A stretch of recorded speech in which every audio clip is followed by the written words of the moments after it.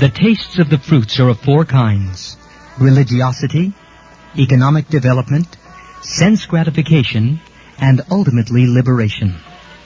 According to the different associations in the three modes of material nature, the living entities are tasting different kinds of religiosity, different kinds of economic development, different kinds of sense gratification, and different kinds of liberation. Practically all material work is performed in ignorance. But because there are three qualities, sometimes the quality of ignorance is covered with goodness or passion. The taste of these material fruits is accepted through five senses.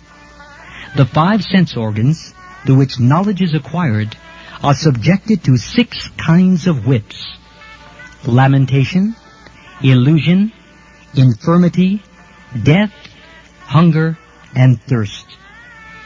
The material body or the material manifestation is covered by 7 layers: skin, muscle, flesh, marrow, bone, fat, and semen. The branches of the tree are 8: earth, water, fire, air, ether, mind, intelligence, and ego. There are 9 gates in this body: the 2 eyes, 2 nostrils, 2 ears, 1 mouth, 1 genital, and 1 rectum. And there are 10 kinds of internal air passing within the body: prana, apana, udana, dhyana, samana, etc. The 2 birds seated in this tree, as explained above, are the living entity and the localized Supreme Personality of Godhead.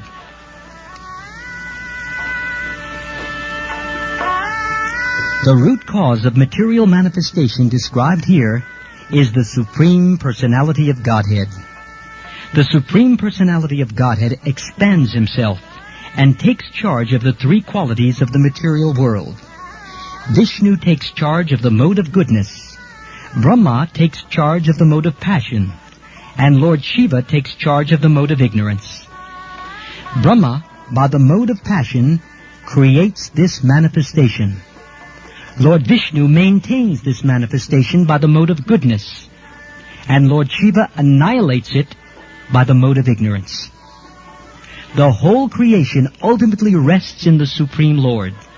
He is the cause of creation, maintenance, and dissolution.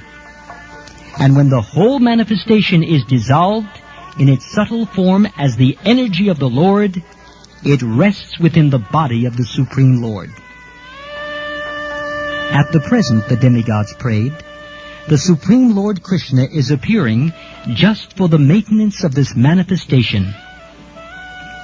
Actually, the Supreme Cause is one, but being deluded by the 3 modes of material nature, less intelligent persons see that the material world is manifested through different causes.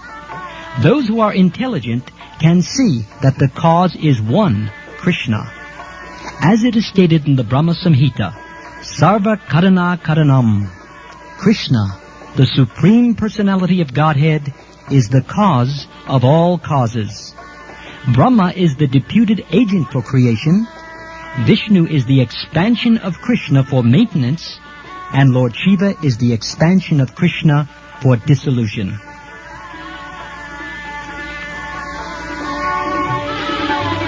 Our dear Lord, the demigods prayed, it is very difficult to understand your eternal form of personality. People in general are unable to understand your actual form. Therefore, you are personally descending to exhibit your original eternal form. Somehow people can understand the different incarnations of your Lordship, but they are puzzled to understand the eternal form of Krishna, with 2 hands, moving among human beings exactly like one of them. This eternal form of your Lordship is ever increasing in transcendental pleasure for the devotees. But for the non-devotees, this form is very dangerous.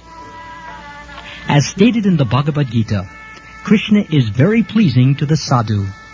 It is said, Paritranaya sadhunam, But this form is very dangerous for the demons, because Krishna also descends to kill the demons.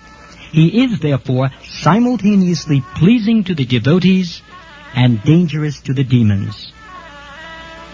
Our dear lotus-eyed Lord, you are the source of pure goodness.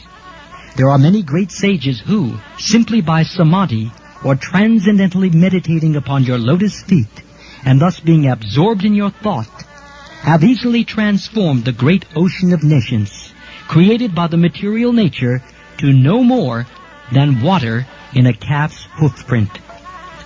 The purpose of meditation is to focus the mind upon the personality of Godhead, beginning from his lotus feet. Simply by meditation on the lotus feet of the Lord, great sages cross over this vast ocean of material existence